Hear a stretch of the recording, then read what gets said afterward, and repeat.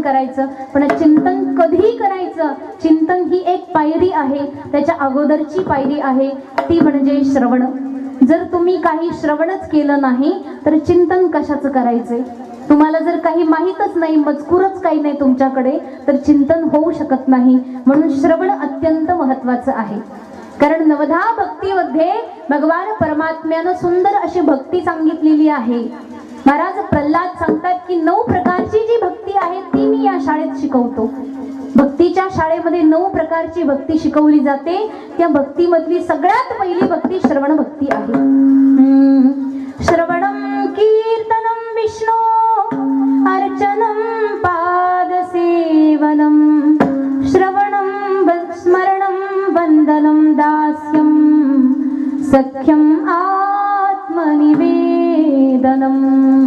9 प्रकारची भक्ती, ज्यामध्ये सगळ्यात